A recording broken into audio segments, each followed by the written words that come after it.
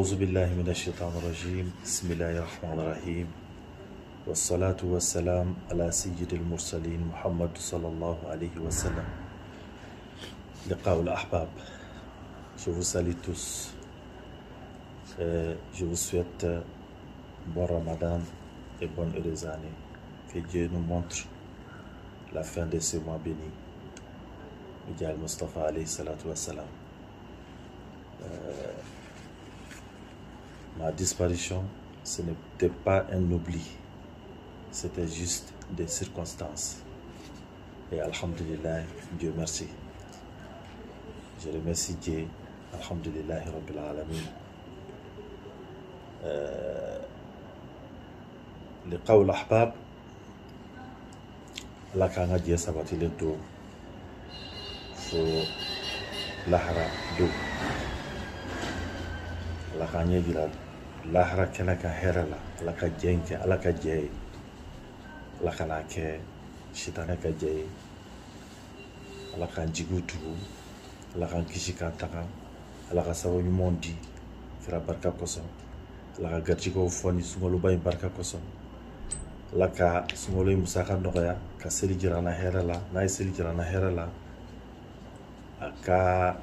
anyo chama yirala herala بجاه المصطفى عليه الصلاة والسلام. لقاء الأحباب يركرو لقاء الأحباب على كانون جون ما منو على كانون نينا نينغالو تالا فيو ولوكا كنه ميو ونيون كومبي كنه لقاء الأحباب الله على كانون جون لوكا بنيونيا كنه ودي لقاء الأحباب. Donc, Allah kana animisa Allah kira bayin baraka koso Allah ba fo Qur'an kono walladhina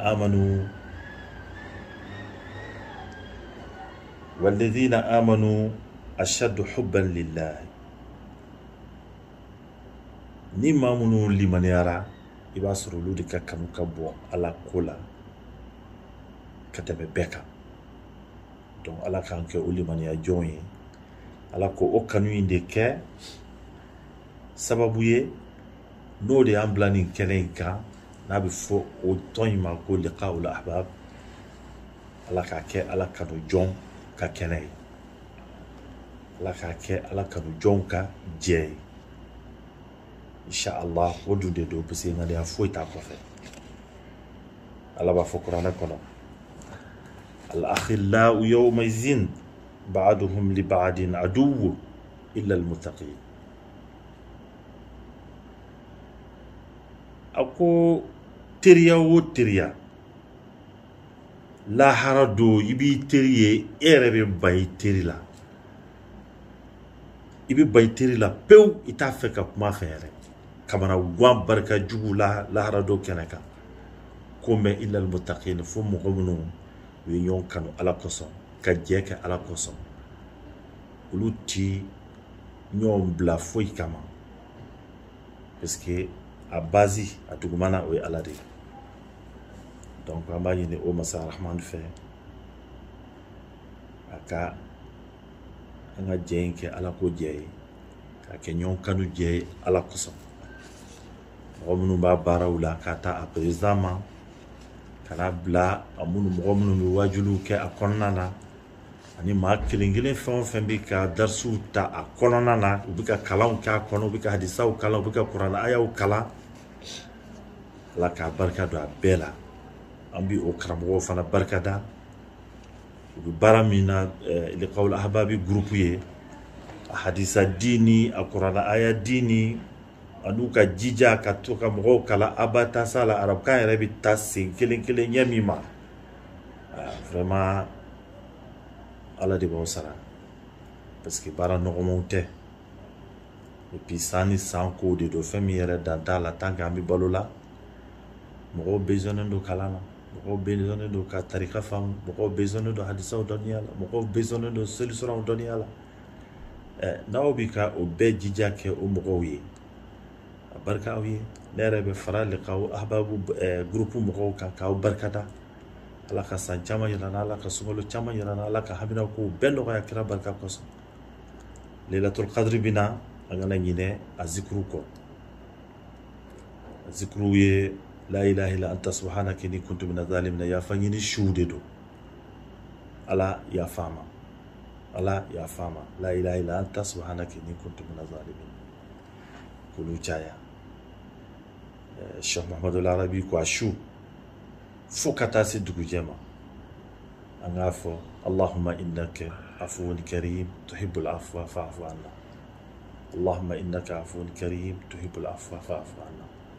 allahumma innaka afuwun karim tuhibbul afwa fa'fu anna ango kala fo kata dugu je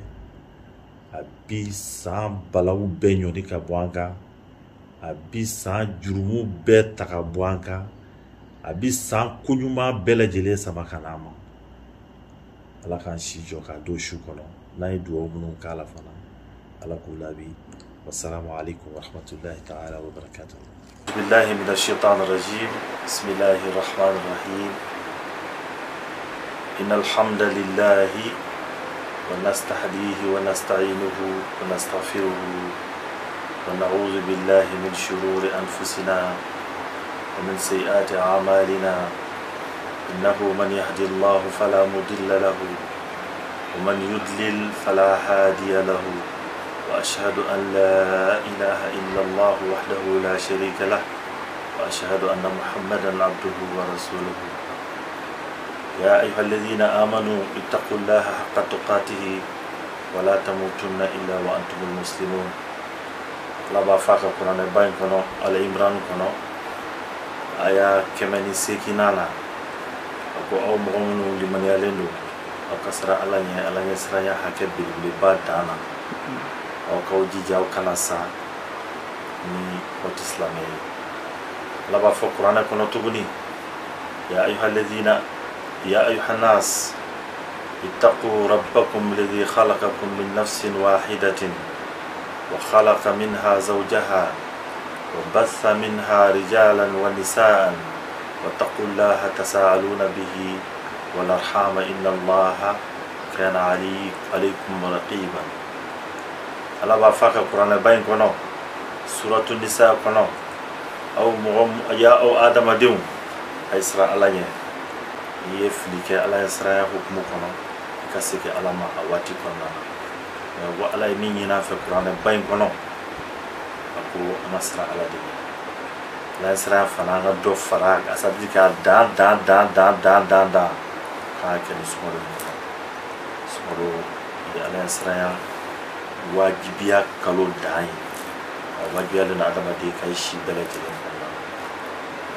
to ka mo bi se ka fili munu ke don to lo che ka nya smolo ko fi la ka alaman tirana aka garjiga udi alama do mo ka se ka musa khawsoro kala ban jira la hera la fana asiri jira la hera la biya mustafa alayhi salatu wassalam la ba fo au adama dium suratul nisa kana taqu rabbakum الذي خلقكم من نفس واحدة أيسر ألني ألم يودك ونيكل بولا وخلق منها زوجها يودك ونيكل منو ينفع دمدي كتلك أندك بو ومسودلا كمسود دلك دوما ما أنغا دالك فو آدم يرى على كوكالي أدم بو على ركالك كلو دلا على ركالك كلو آدم بورو دلا donc soro kana muso bola ça veut dire que adama bora ala noro de la kana fem bo o adama yere la o kam so o amba hawawi ako kai anda ka ke cheni muso kuma meno adama ni hawaii atlala kana wa basa minhuma rijalan wa nisaa lufla aka soro kana che ni muso bo uchela che ani muso ka soro ka bo uchela adama dembe bi bangi che so kana se ka nyon bulu ka chaya ya ayuha nasu ittaqu rabbakum alladhi khalaqakum min nafsin wahidatin wa khalaqa minha zawjaha wa basa minhuma rijalan wa nisaan wattaqullaha alladhi tasaaluna bihi wal arhama inna allaha kana alaykum raqiban ala ko kanga sira ale alanye ale mi yandan ka bo anfa adama k'an dilan an fa dama na ka adama nɔrɔ ta ka bɔ a yɛrɛ la k'an dilan ka bɔ o la tila ka muso dɔ dilan ka bɔ o la mais an bɛɛ k'a dɔn k'an bɔra ni kelen de la n'o ye an fa dama ye a y'o ni dilan dɔrɔn a y'an bɛɛ b'o la tala ka na cɛ ni muso dilan ka bɔ olu la ko mais an ka siran ala ɲɛ an ka siran sinji fana ɲɛ an kana sinji tigɛ an k'a dɔn k'a fɔ sinji ye ko gɛlɛma ye ala kan an k'a kɔlɔsi an k'a bonya an k'a tanga a ko aya in laban na inna allaha kana alaykum raqiban aw ka da la k'a fɔ siga foyi t'a la ala ɲɛ bɛ aw la a b'aw kɔlɔsi aw ka kɛwale bɛɛ la o kosɔn ala ye sira kɛra jagoya y'a kan ya ayuha alladhina amanu ittaqullaha wa qulu qawlan sadidan yuslihu lakum a'malakum ويغفر لكم ذنوبكم ومن يطع الله ورسوله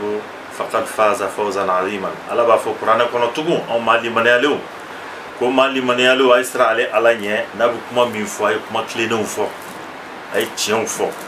a ye kuma tilennenw ni tiɲɛw fɔ ala b'aw ka baaraw bɛɛ lajɛlen ta k'a dilan aw bolo a bɛ tila k'aw ka jurumuw bɛɛ yafa donc o kɔrɔ ye ala sigin bɛ k'an kɔnɔ ni hinɛ dɔ ye donc n'an siranna ale ala ɲɛ dɔrɔn hinɛ dɔ b'a bolo a bɛna jurumuw bɛɛ lajɛlen yafa ومن يطع الله ورسوله فقد فاز فوزا عظيما ni mɔgɔ min tugura ala ni a ka kira kɔ o tigi ye nin yɔrɔ bɛɛ lajɛlen belebeleba de ya ayuha alladhina amanu kutiba alaykum siyama kama kutiba ala alladhina min qablikum la'allakum tattaqun ayaman ma'dudatin فمن كان منكم مريضا أو على سفر فعدة من أيام أخر وعلى الذين يطيقون فدية طعام مسكين فمن تطوع خيرا فهو خير له وأن تصوموا خير لكم إن كنتم تعلمون ألا قاك القرآن بين كنتم أكو أو مالي من يلوم mais suŋalo min filɛ nin ye ala y'a sɛbɛn aw kan k'a kɛ wajibi fin de ye aw kan a ye nin suŋalo in wajibiya maa minnu tɛmɛna aw ɲɛ a y'a wajibiya olu fana kan donc ça veut dire que depuis ala kɛra nana ni suŋalo ye o wajibiyalen don minnu tɛmɛna ɲɛw minnu bɛna kɔfɛ a wajibiyalen don an bɛɛ lajɛlen kan a ko kuranɛ kɔnɔ ni maa min man kɛnɛ ou bien i bɛ taama yɔrɔ la a bɛ se ka bin ka bɔ o tigi kan kɛnɛyabaliya ni taama sira degun kosɔn mais a juruw bɛ to i la o y'o de fɔ ko fa'idatun min ayami ukhar juru bɛ to i la don wɛrɛ nataw kɔnɔna na i b'u sara a ko ni maa min dun fana bɛ se fidiya la bɛ se ka fidiya bɔ i n'a fɔ seli don bɛ zakatul fitiri min bɔ n'o se b'i ye i bɛ se k'o fana bila place la ni a sarali gɛlɛyara n'o se b'i ye i b'o bila a place la ou bien ka miskina balo mais a ko nin aya kelen in kɔnɔna na ni maa min fana bɛ se ka barajisinw fana kɛ o fana ye fɛnba ye fana ka di ala ye fa huwa khayrun lakum fana ye hɛrɛ dɔ y'aw ye mais a ko wa an tasumu khayrun lakum in kuntum ta'lamun mais n'aw sera ka su ninnu yɛrɛ de kɛ a kɛcogo la dɛ n'aw b'o bonya ni a karama dɔn wallahi a b'o de kɛ a b'aw jija cogo bɛɛ o de ka kɛ a ɲɛjɛni kan foyi ka n'o jɛ yɛrɛ bi an bolila ka na an ɲɛ jɔ Cheikh Mansour n'an teri a n'an kanuɲɔgɔn Muhammadul Mamun Cheikh Muhammadul Mamun Dencɛ an ka fayidu bɛɛ tun b'a hakili tun b'an ka fayidu la hakili b'a maa bɛɛ lajɛlen na n'o ye Cheikh Muhammadul Mansour ye ala ye ale ka kalifa minɛ a la waati tɛmɛnen ninnu kɔnɔna na a gɛlɛyara kosɛbɛ kɛra sababu ye an bolila ka na an ɲɛ da a dayɔrɔ kan ka somɔgɔw ye parce que ale ka banni bi kɛ kuma min na a y'a sɔrɔ an tun bɛ kɛnɛyabaliya degun dɔw kɔnɔ an bolila ka na o de lajɛ ninnu ye maabaw de ye ala ka maabaw de don ala ka mɔgɔ ɲumanw de don ni dugukolo fɔɲɔgɔnkora ninnu na o bɛ mɔgɔ lasiran diɲɛlatigɛ laban cogo ɲɛ parce que ni walijudenw de ye nɔrɔdenw de don shabra yɛrɛ n'an b'a ale min ka kuma fɔ shabra yɛrɛ ye jɔn ye wali ju belebele dan o de ye shabra ye Cheikh Ibrahim Niass Kaolack wali ju belebele dan de kun ye ale ka jɔyɔrɔ kun bonyana ka se hakɛ min ma i ti foyi ye a ka hakilinaw la ka bonyaw kɔnɔna na ni la ilaha illallah muhammadu rasulullah i b'o de y'a ka kuma bɛɛ lajɛlen kɔnɔ parce que i b'a sɔrɔ a bɛ fɛn bɛɛ lajɛlen de bɔ yen ka na a bɛɛ jɔ ala la n'a y'a jɔ ala la a bɛɛ bɛna ban ka bɛn kira ma n'a bɛɛ banna kira la a bɛɛ bɛ tila ka ban ale yɛrɛ kun na komi n'i y'a b'o fɔ an b'a fɔ ka d'a ka kuma dɔw kan a bɛ dɔn olu kumaw kɔnɔna na ko a dɔnniya ni a bonya tun b'a kan وقال مولانا الشيخ إبراهيم نياس رضي الله عنه لتنكو أكو فيض البحر بر والبحر جملة وإني نفس للأمين وصحبه ولاية العظمى تحققت أنني إلي ومني ما يفاضل شربه أن النفس والآفاق مهما رأيتها تراني فإن الكل من عند ربه الشيخ إبراهيم كو ako dugukolo walijuya faydu dugukolo walijuya faydu min b'o kɔnɔ bonya o bonya b'o kɔnɔ dugukolo ni ji bɛɛ lajɛlen na a bɛɛ fara ɲɔgɔn kan i b'a sɔrɔ a bɛɛ lajɛlen nɔrɔ bɛ ala kira la o nɔrɔ in bɛ tila ka na bange ale yɛrɛ la nin ye kumabaw ye dɛ mais fɛn wɛrɛ tɛ o i y'a faamu dɔrɔn ka la ilaha illallah kɔrɔ dɔn ala ko foyi de tɛ yen n'ale yɛrɛ ala tɛ donc bonya tigiw minnu ye bonya si dɔn k'a dɔn k'a fɔ fɛn min don olu b'a ye u yɛrɛ kun de la dɔrɔn olu t'a ye foyi la u yɛrɛ kun a ko tahaqaqtu innani ilayya wa minni ale dan b'a la k'a fɔ ala ka o kelemantiya in a bɛ bɔ ale la a bɛ taa ale la taayɔrɔ wɛrɛ t'a la a bɛ bɔ ale la a bɛ taa ale la b'a dɔn nin ye kabako de ye a tilala k'a fɔ ale shabra ko a ko ana nafsu ale yɛrɛ kun de ye ni de ye ni min bɛ yen ala ye ni min da ale y'o ni min ye wal afaqu mahma ra'aytaha k'i bɛna sɔrɔ ale ye ni min ye i b'a sɔrɔ fa bɛɛ lajɛlen fɛ n'i ɲɛ yɛlɛma ka taa diɲɛ fan o fan i b'ale shabra ni jɔlen ye fo k'a sɔrɔ ni jumɛn de bɛ shabra fana jɔlen ye fo k'a sɔrɔ ni fana o fana b'a dɔn shabra ye fɛn min ye o fana b'a dɔn la ilaha illallah kɔrɔ ye min ye o fana b'a dɔn muhammadu rasulullah kɔrɔ ye min ye sinon i tɛ se k'a dɔn k'a fɔ shabra ye ni min ye n'i ɲɛ yɛlɛma fan o fan i b'o ni ye f'a k'a sɔrɔ i bɛ nin kɔrɔ de dɔn i ye nin kɔrɔ hakika dɔn n'i ɲɛ bila diɲɛ fan o fan i bɛna sɔrɔ shabra ka kuma ye a b'o de fɔ ana nafsu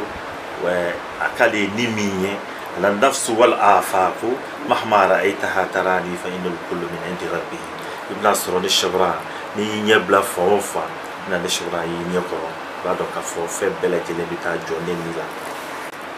o shabra n'an y'o ka kuma fɔ k'a bonya fɔ n'u ka jɔyɔrɔw sera hakɛ min ma walijuya kɔnɔna na fulu bɛ se ka a jira adamaden la ala ko k'a ye adamaden bɛɛ bɔ an fa dama la cogo min na ka tila ka n'olu bɔ cɛ ni musow la cogo min na fo kana nin walijuba ninnu bɔ minnu b'a dɔn k'a fɔ ala yɛrɛ ka bonya ni a ka nɔrɔ ni kira ka bonya n'a ka nɔrɔ bɛɛ lajɛlen n'i y'olu yɛrɛ hakika faamu i b'o ye olu yɛrɛ kun na donc ça veut dire que ninnu ye jɔyɔrɔba tigiw de ye jɔyɔrɔba tigiw de ye donc olu o mɔden b'an la tan an k'a dɔn k'a fɔ dɔrɔn inna lillahi wa inna ilayhi raji'un kow bɛ ala ta ye u bɛ segin ala ma an k'a dɔn fana k'a fɔ diɲɛ in foyi tɛ donc n'i ye hadisi kusi lajɛ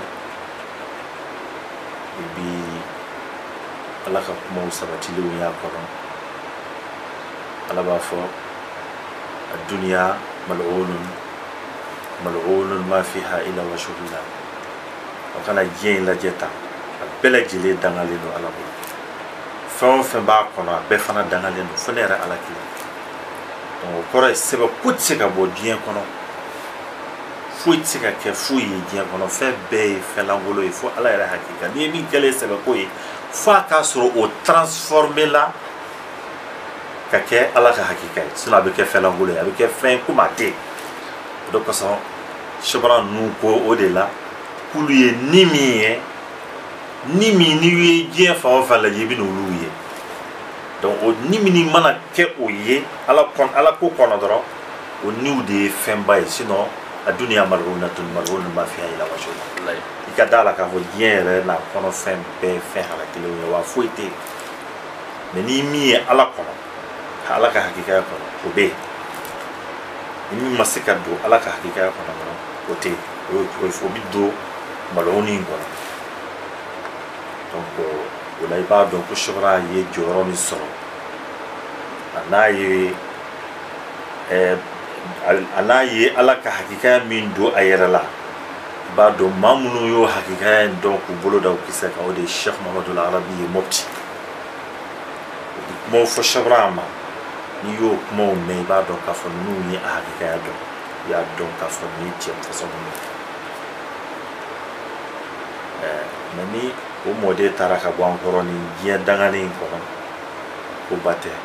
ou bien fan an y'a aya in wuli ka bɔ yen f'an ka na ni aya wɛrɛ ye n'an ye kabako o kabako bila diɲɛ in kɔnɔ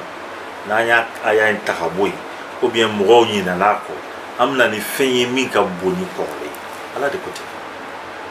donc Cheikh Mansour ɲɔgɔn mɔgɔba taara an b'a fɔ alhamdulillah alhamdulillah tɛ baasi ye ala ko n'a ye ni ɲɔgɔn mɔgɔba bonya a bɛna ni fɛn min ka bon n'a ye ala ka hinɛ a la ala ka dayɔrɔ suma ala ka fila silamɛ dɔn Cheikh Ibrahim n'i y'a ye an y'a fɔ ko nin ye cɛw de ye cɛ minnu banna ala kɔnɔ maa minnu fana dara a la ko ninnu banna ala kɔnɔ ni duti t'a la pewu o de ye Cheikh Mahamadul Arabi Mopti ale ka dɔnkili dɔ bɛ yen a y'a da Cheikh Ibrahim la o la i b'a dɔn k'a bɛ fɛn dɔ kalama Cheikh Ibrahim la mɔgɔw t'o tɛmɛ kalama a ko a ka dɔnkili kɔnɔ Cheikh Mahamadul Arabi de ye nin dɔnkili da a ko hani'an li Ibrahima yahbu wa yughdiqan hani'an lima ayal junaydu yugharisu a ko Cheikh Ibrahim ye cɛw de ye minnu bɛ sɔnni kɛ wa yughdiqan u b'a tila ka sɔnni kɛ fo k'a caya hani'an lima aya junayda yugharisu tanu bɛ nin cɛw ye cɛ minnu Junaydi ye walijuba de ye olu dɛsɛra ko min na u dɛsɛra ka jiri minnu turu u si kɔnɔna na sɛbara ninnu ye cɛw ye cɛ minnu y'o jiriw tigɛ f'u y'o jiriw tigɛ donc ça veut dire que a bɛ k'a fɔ de ko sɛbara jɔyɔrɔ ka bɔ hali ni Junaydi Cheikh Junaydi jɔyɔrɔ parce que u ye fɛn dɔ de faamu sɛbara ko la Cheikh Junaydi ninnu u y'a dɔn k'olu ka jɔyɔrɔ ma se o ma walijuw ka jɔyɔrɔw u bɛ tɛmɛ ɲɔgɔn kan mɛ k'a sɔrɔ u ka jɔyɔrɔw kana du t'a la pewu dɔw ka jɔyɔrɔw de ka bon mɛ o tɔ ninnu b'a dɔn fana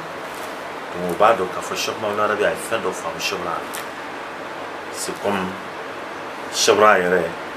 a bɛ deli k'a fɔ a ka kitabu dɔ kɔnɔ a ko fɛn dɔ bɛ yen ni k'a ye Jawahir Ma'ani kalan k'o ye Cheikh Tijani ka jɔyɔrɔ la a y'a dɔn Cheikh Tijani ye fɛn dɔ dɔn ala kɛra la k'a ye Jawahir Ma'ani kalan k'a dɔn dɔnniya dɔ bɛ yen Cheikh Tijani da sera o ma ala kɛra dɔnniya la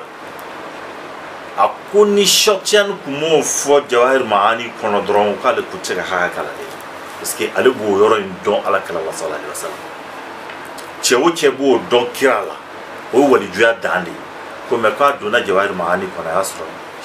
Cheikh Tijani b'o dɔn donc a jɛna n'a y'a ka Cheikh don fo saya Cheikh Mahamadul Arabi ko sɛbara kan tuguni olu bɛɛ an ka salamu bila ni Cheikh ba in kan wafallahu Ibrahima mabla ala ka nin Cheikh in jɔlen to yen ala ka Ibrahim jɔlen to yen li mashhadi k'a k'an ka ye fɛn yɔrɔ ye nin duwawu ninnu de jaabira sɛbara ma kawla ka jɔlen don jɔli min na diinɛ in jɔn bɛ jɔli min na n'i ye sɛbara ka kalanden ko lajɛ au niveau de Nigeria il y a plus de 60 millions de disciples au Nigeria 60 millions de disciples donc kɔrɔ ye ninnu ye duwawu minnu kɛ ala ka shobra jɔlen to k'a kɛ an ka ɲɛjɔyɔrɔ ye o kɛra tu tɛ foyi to la Cheikh Mamoun min an b'a fɔ n'o ye shobra dencɛ ye ne nalen don dencɛ Cheikh Masow ka sanga fo la bi Kaolack Cheikh Masow fana tun ye mɔgɔ ɲuman de ye ala ka mɔgɔ tun don an n'a jɛra ma ye foyi la ni ala ka mɔgɔ ɲuman tɛ dusukunba tigi de kun don hakili ɲuman tigi de kun don je crois que a y'o ta fale la parce que n'o ye Cheikh Mamoun ye n'o ye shobra dencɛ ye Cheikh Mamoun fana u ka dancogo an'u ka hakiliw a bɛɛ tun ye kelen Cheikh Mamoun fana ka walijuya kun bonyana kosɛbɛ taale Cheikh Mohamadul Arabi fɛ yen Mopti Cheikh Mohamadul Arabi y'i sigi k'a lajɛ dɔnkili dɔ bɔra Cheikh Mohamadul Arabi da la a ko atana diya'u dihi wa sirru sarmadu قبالتنا من شيخ مامون يرفض ومأمون مأموني به قال غوثنا يسر به أحلون طرا وشهدا والترغد أرض المبت بحجة سره قبالتنا من شيخ مامون يرفض أكو أتانا ضياء الضحي أكو نورو كيسه ونانا أنكا موتيبي وسر سرمدو أكو gindo min n'a dumilen don n'a ti ban pewu a bɛ komi o tigi de filɛ nin ɲɛ kɔrɔta ko yɔrɔ la a ka dɔnkili kɔnɔna na ko qubalatana min Cheikh Mamoud yarfadu ko Cheikh Mamoud de sigilen filɛ ɲɛ kɔrɔ min ye fɔnisireya tigi ye ala fana tun y'ale fana da k'a kɛ maa façon dɔ ye i ye diɲɛ fɛn o fɛn d'a ma diɲɛ kɔnɔ tellement ninnu ma diɲɛ kɛ foyi ye i b'a don a bolo cogo min maa min sigilen b'a kɛrɛfɛ a b'a don o bolo diɲɛ kɛ foyi ye a ko wa ma'amunu ma'amuni a ko a ka dogili kɔnɔ a shobra ka kuma dɔ ta k'a bila a kɔnɔ shobra ko Cheikh Mamoun ma o yɔrɔ dɔ la a ko aw ɲɛ bɛ nin ma'amunu min na ma'amuni ni ma'amuni ye ne yɛrɛ shobra ka danaya mɔgɔ de ye a y'o kuma ta k'o bila ale yɛrɛ ka dogili kɔnɔ a ko bihi qala ghawsuna a ko shobra de tun ye nin kuma in fɔ fɔlɔ yan'ale k'a fɔ ko yasurru bihi ahluna turran wa shuhada apa kana ni cɛ lajɛ an ka dungew an n'an ka mɔgɔw a bɛɛ lajɛlen mina tila ka ɲɛnajɛ ni nin cɛ in ye shobra de ye nin fɔ Cheikh Mamadou Arabi fana y'o don a ka dɔnkili kɔnɔ donc n'o den kɛra o ɲɔgɔn ye ça veut dire que cheikhu n'u bɛ kuma an bɛ min fɔ waati bɛɛ cheikhu tɛ kuma adamaden yɛrɛ kan Cheikh Mamadou Arabi ko yɔrɔ la a ka dɔnkili kɔnɔ halisa a ko wa turghidu arda mopti bahjata sirrihi qubalatana min Cheikh Mamoun yarfadu a ko Mopti yɛrɛ dugu a mumɛ bɛɛ a bɛɛ bɛna nɛɛma ni gindo cɛɲuman min bɛ nin cɛ in na Mopti dugu bɛɛ bɛna nɛɛma ni o ye o fana n'a kɔrɔ de don an y'o de fɔ an ko cheikhu ka kumaw kɔrɔ dɔw de b'a la mɔgɔw b'a faamu ɲɛni minnu kan o ɲɛw tɛ b'a faamu ni n'a kɔrɔw de bɛ ɲɔgɔn na ko gindo dɔ de bɛ Cheikh Mamoun na Mopti yɛrɛ dugu bɛɛ bɛna nɛɛma n'o ye anw fana b'o kɔnɔ Mopti ye o an b'o kɔnɔ kɔrɔ caman b'o la an b'o kɔnɔ Mopti ye fɛn caman diinɛ bɛ ka fanga sɔrɔ Mopti ye cogo min na donc Cheikh Mamoun ka nali Mopti bɛna nɛɛma n'a ye an b'o kɔnɔ Mali yɛrɛ bɛ ka nɛɛma n'a ye diinɛ in bɛ ka tarika tijaniya bɛ ka waranta fantan naani bɛɛ bahjata sirrihi n'a ka gindo cɛɲɛ ye لطلعته الآمان ناك دنايا لطلعته الآمان ناك أتوي مأمون أتلقى أو أمامون يندتكو كأمانو دنايا رتكيه أو كينجلي أو كموتيا والذوق مزبدو جميع بحقيقة يكونو وتكي نو يشيخ ماموني وبيجيدي دي درون كتا donc wala an b'a dɔn ko Cheikh Mohamadul Arabi a tun ye nin famille in dɔn kojugu donc comme an nana sanga fɔ la an t'a fɛ kumaw ka caya an bɛ sunkalo duwawu kɛ ka duwawu kɛ bɛɛ lajɛlen ye an bɛ fɛn minnu ɲini diɲɛlatigɛ kɔnɔ ala ka nɔgɔya an bɛɛ ye ala ka labanko ɲuman nɔgɔya an bɛɛ lajɛlen ye ala ka sababu ɲumanw di ala ka garijɛgɛw fɔni ala k'an kisi k'an tanga ala ka laban kɛ la ilaha illallah muhammadu rasulullah ko k'an kuma ka laban ye kira ba in barika kosɔn suŋolo in barka koson jurumo jurumu bi mao maa la silamɛya kɔnɔna na ala ka yafa bɛɛ lajɛlen ma ala k'an ka hamina ko nɔgɔya kiraba in barka kosɔn ala k'an jidi silamɛya la ala k'an jidi silamɛya la ala ka hakili ɲumanw d'an ma min b'an sigi ala ma ala ka hakili ɲumanw d'an ma min b'an sigi ala ma an bɛ dugawu kɛ قل يجمع بيننا ربنا ثم يفتح بيننا بالحق وهو الفتاح العليم قل يجمع بيننا ربنا ثم يفتح بيننا وهو الفتاح العليم قل يجمع بيننا ربنا ثم يفتح بيننا بالحق وهو الفتاح العليم اللهم سكن هيبة الصدموت القهرمان الجبروت بألطافك لطيفة نازلة من فيض فيضان الملكوت وبنور البارق عن جلال وجهك وبغامد حكمتك